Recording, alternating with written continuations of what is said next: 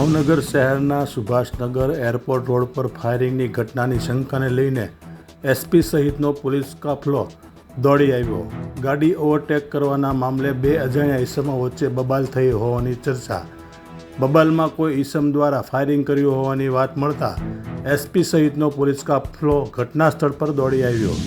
Bhavnagar SP Harshad Patel દ્વારા જણાવ્યું કે ફાયરિંગ એરગનથી થયું હોવાની શંકા. જો કે ઘટના થયાની શંકાએ ઘોઘા રોડ પોલીસે તપાસનો ધમધમાટ શરૂ કર્યો.